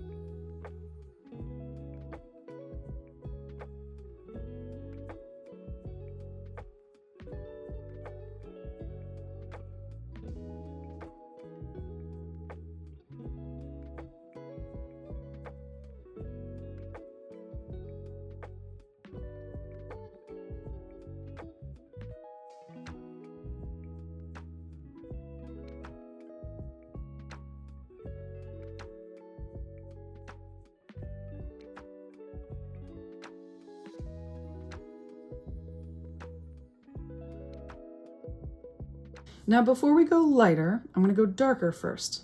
So I'm going to add in more violet to my dark, or my dark violet. I'm going to get it even darker with adding more violet to that, and along some areas, along some feathers, not all, I'm going to go darker. But trying not to go over those outlines that we created around each feather.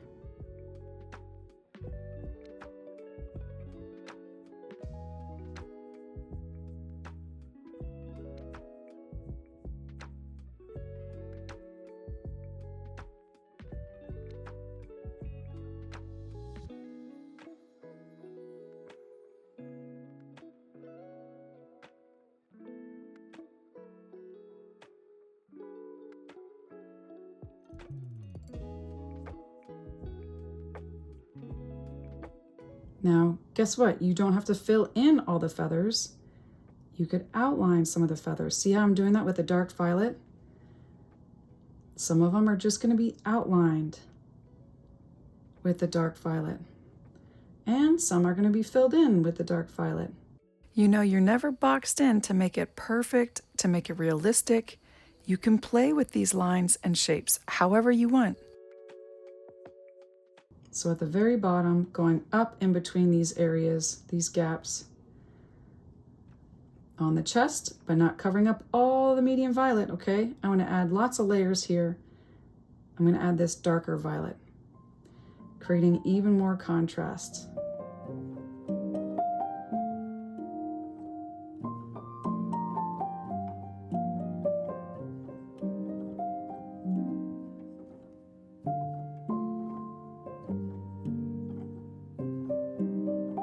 So I'm going over some of the gray, but not all the gray here.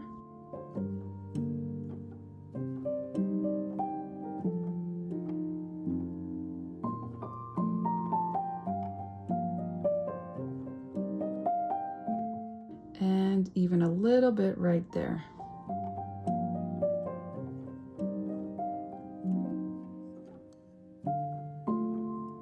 Now go back to the original dark violet.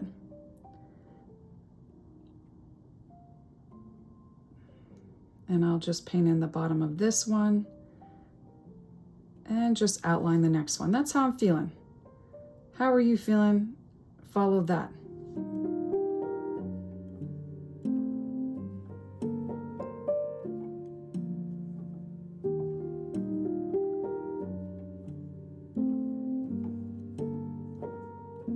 Maybe not. Maybe I don't like that, and I'm going to fix that. I'm going to not add that in. I don't like it, so I'm going to paint back over that with the medium value violet. Test things out. You just never know. You just never know.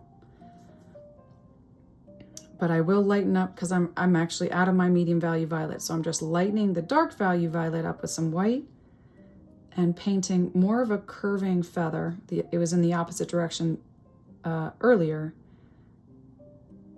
but I'll put that back in, curving like that.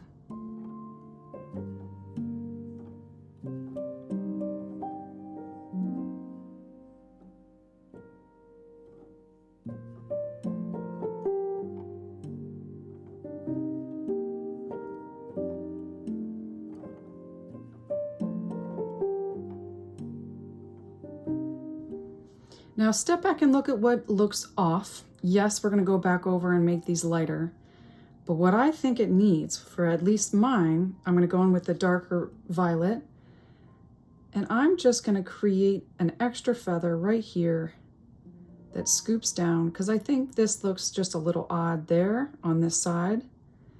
And I'll even bring a line of dark violet in so it kind of looks like the right side of those feathers closing in.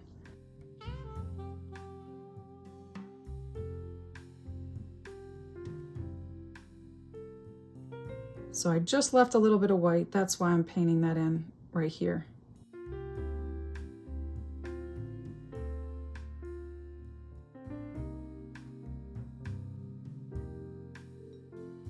And now we can go in with our light values over top. Now, if you're new to my tutorials, the only white I'm buying now is the Golden Brand Titanium White. That's just because it's so fluid, the consistency is so nice, it's very thin when you apply it.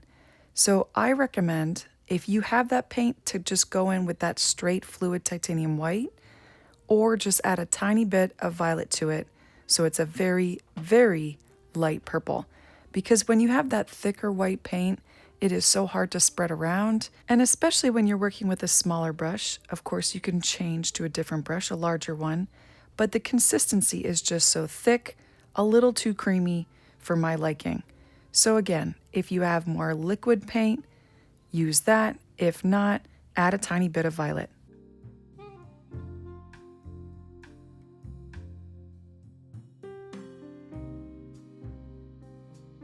On this side, I'll have to add a bit more violet because it's not getting as much light as the top. So that's a very light violet on the side. And just adding dab, dab, dab.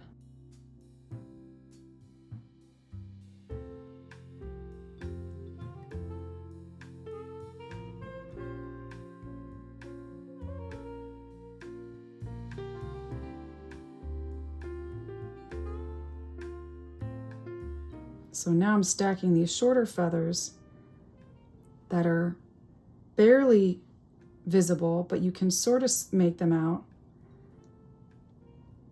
right along the neck.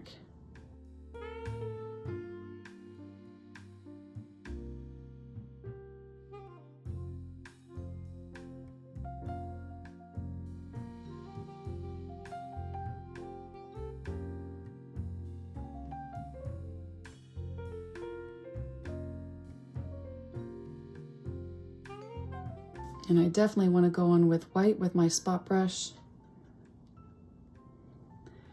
right along here.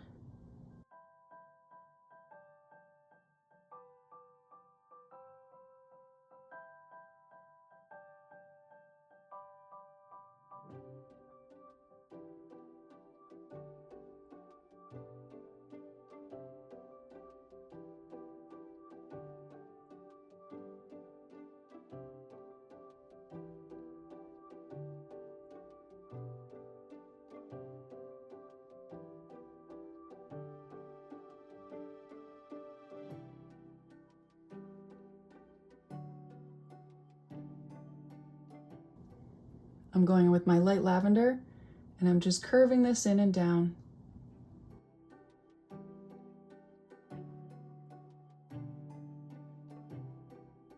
And I think this needs to come over a bit. I'm just going to add more white on that side, cutting over some of that violet on that left side. And now I see it. There, this needs to cut. I'm adding some of this light lavender underneath these feathers here and over. That helps. Now don't let me confuse you. I'm saying light lavender. I'm also saying light purple. They're the same thing, not two different colors. Now with my light lavender, I'll actually make it just a little bit darker, not as light as we've done already. And dab, dab, dab to create these fluffy feathers down here, just to give it a bit more highlight, but not too much. Less is more.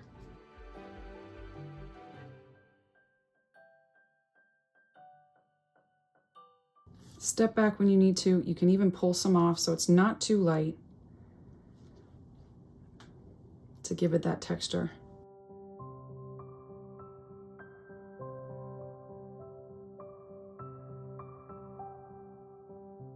I'm even going to go in with a little bit of white in like a little section of the feather, a feather here. I see a bit of that in the reference.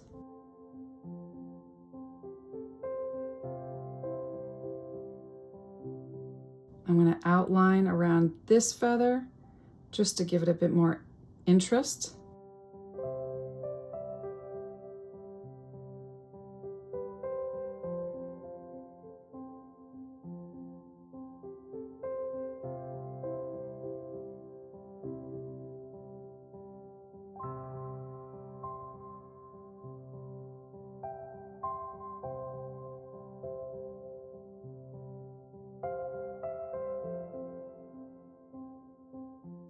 What would it look like if I turned this feather into one that was a bit darker, but faded into the light white? That's what I'm going to do. I turn this white feather into a bit more of a lavender feather. I'm going to see if I can do that with this one up here. Just fade it into the white. So how you achieve that faded look is just simply blending. We want to lighten it up, adding the medium value violet or any just small amount of violet with lots of white. Then blending in more and more white until it fades to a very light white.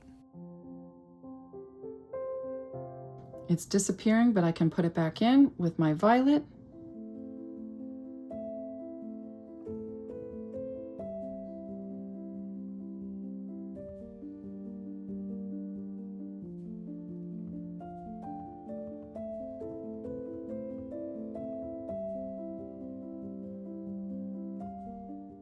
I'm really taking advantage of these curving lines, which is why I'm going with this dark violet, making it look like that feather is overlapping this one. So these designs, just pull them out. See what happens.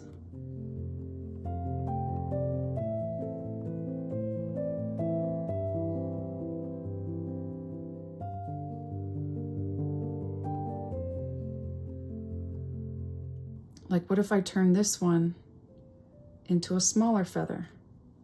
See how I did that? I'm going in with my dark violet, and I just shorten that feather so it looks like there's one underneath it. And now I'm going back with the darker violet just to touch up the side.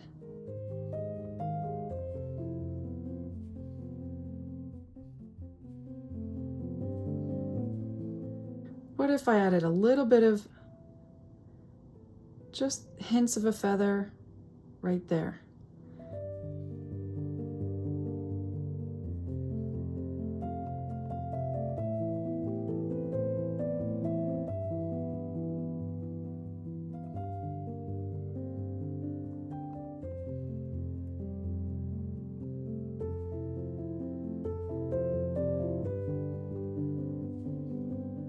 I'm going to go just a smidgen darker. I just want to touch up and darken up where it meets with those light feathers.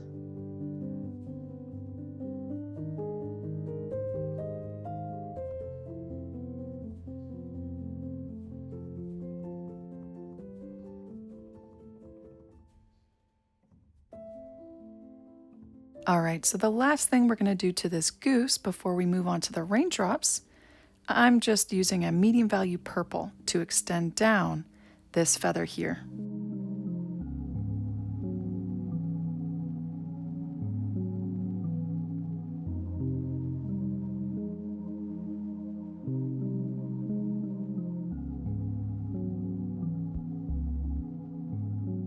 All right, so if you don't have any more of your dark navy blue, that's okay. We're gonna mix up some more. So with my spot brush, I'm gonna mix up black, phthalo cyan blue, and white. So once you've mixed up a similar navy blue that we used at the very beginning for the background, then you want to add more white to that. So we're going a little bit lighter for raindrops. And by the way, this is my size 0 Arteza spot brush.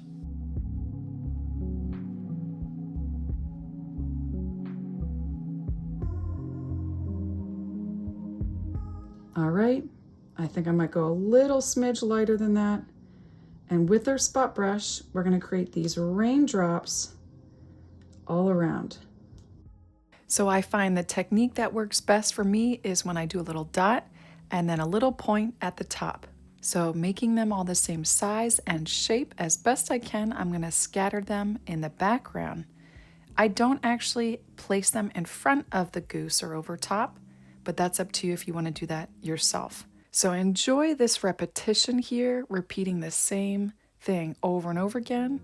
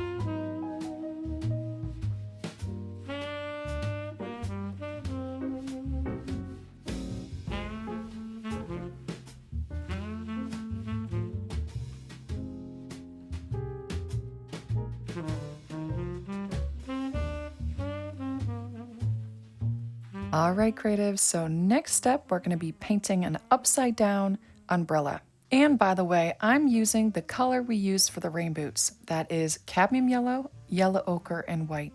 Again, that's cadmium yellow, yellow ochre, and white. Feel free to use yellow like I will be using. Use a different color, use the same color, add a pattern to it. This is yours. I'm using a clean, damp, size 0 Arteza spot brush. I'm gonna make another C, lots of C's here. This will go slightly off the canvas. The umbrella is leaning on its side, facing the left side. So if you wanna watch me first and then try it, that might help you.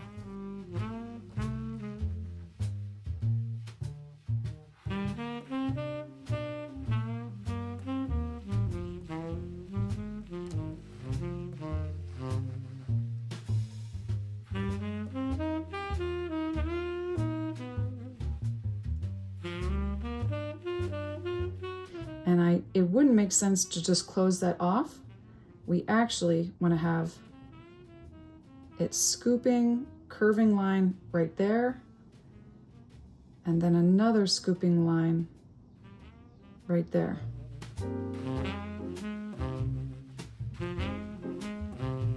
Further, that's the back side of the umbrella. The front side would scoop like this. Okay, one scoop and another. And we're not talking about ice cream here. And now I want to scoop this down and it's going to go off the side of my canvas.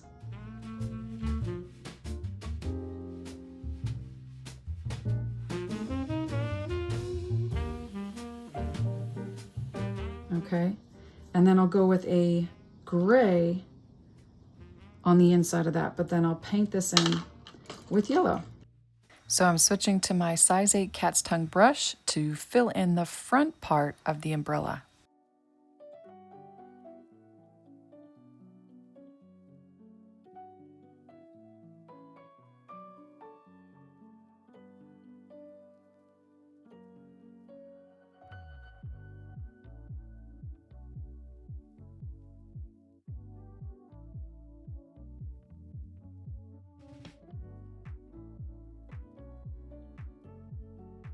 So this part of the umbrella I will paint in with this yellow, and then we'll do a gray on the inside, and then we'll create the handle.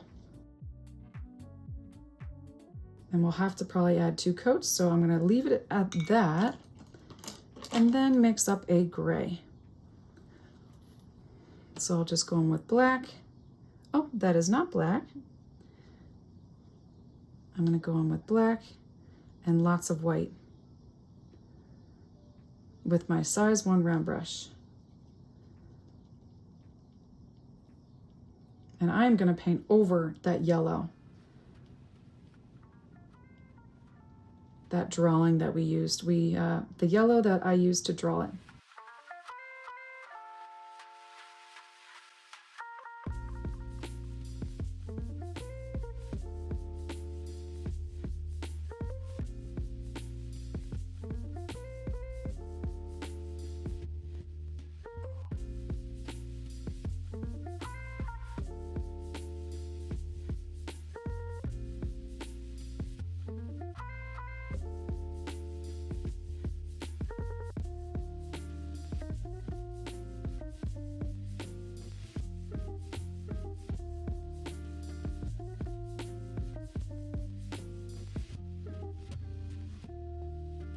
I'm actually going to cut off some of that yellow, make this umbrella a little bit bigger. So that means I'm going to have to, I washed off my brush and I'm going to just take the yellow out a little bit more.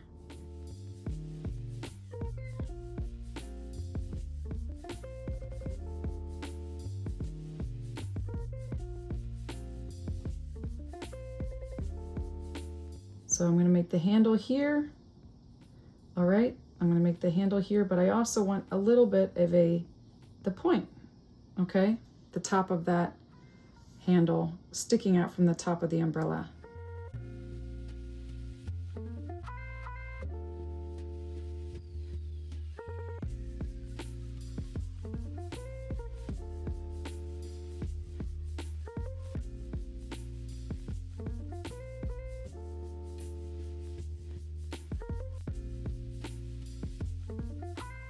And with a dark gray, I'm going to mix up black and white. That's what I'll use for the handle. And I don't think I'll really see much of the curved part of the handle, but I will follow this line here. So I'm going to go like this with my size 0 round brush.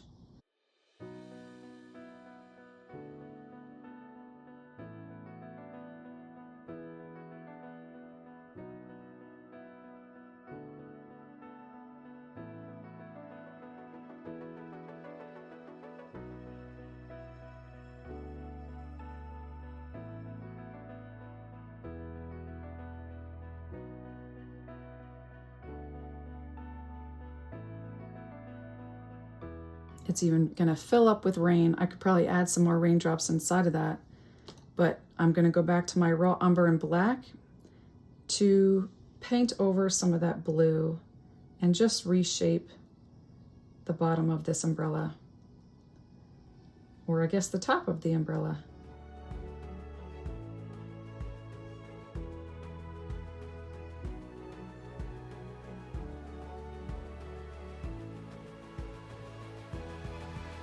And while I let that dry, because I want to add another layer, I am going to highlight, bring out the blues and these footprints and some of the water. Because if it's getting filled up with rain, it's going to get a little bit lighter.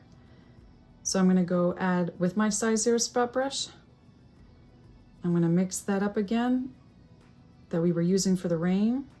So that's white, phthalo cyan, blue, and black.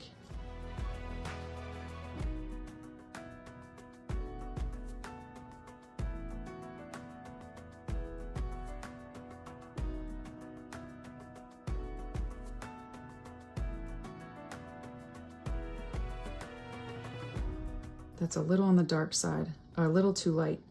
So I'm going to bring it down a bit, adding more black and blue. So puddles in real life often create a reflection, and they reflect a lot of light. So this is only slightly lighter than the blue that we applied in the first place when we were shaping these boot prints and the puddle here. And as you can see here, I'm very loosely outlining and painting in, not getting rid of the navy blue base that we applied at the beginning. This creates a bit more movement in the water, a little bit more interest. Doesn't make this area below those boots so dark. It lightens it up a little bit. So have fun with this and see where it takes you.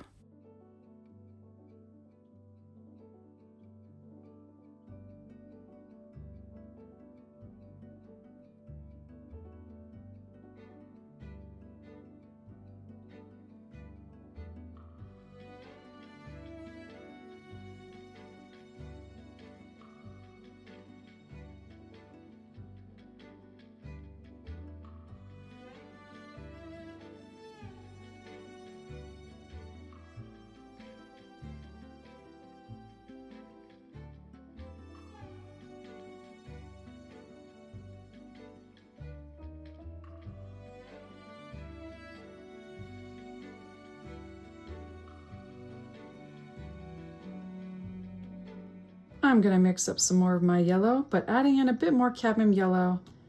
That's yellow ochre, lots of cadmium yellow. And I'm going to just drop some white right in there. And white. So that's cadmium yellow, yellow ochre, and white for another coat over top the yellow umbrella. The yellow umbrella.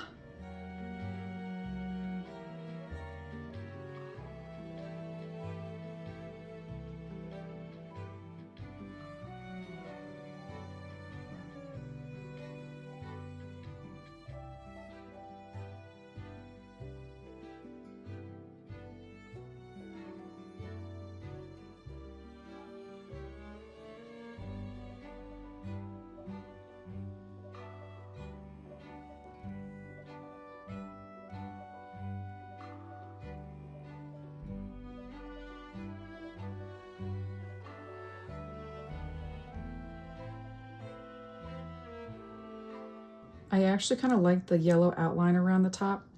Do I try it? Do I leave that? I actually kind of like the yellow outline, so I'm gonna do that.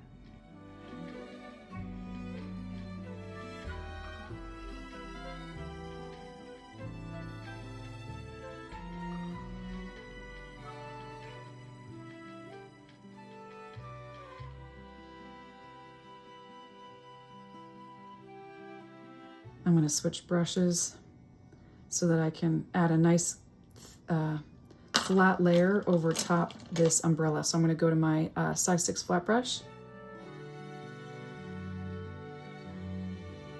You know, sometimes when I'm painting, I'll add 2, 3, sometimes even 4 or 5 layers over top, just so it's so happy and so bright and so cheerful.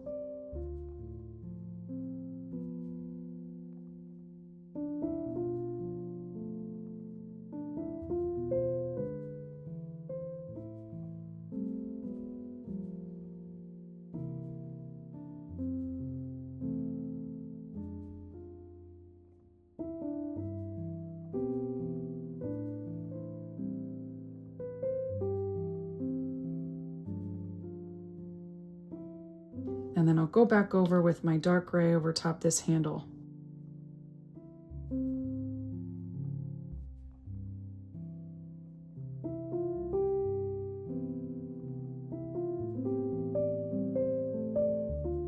Why not? I'll just thicken it up a little bit more. Just push down on your brush to make it a little bit thicker.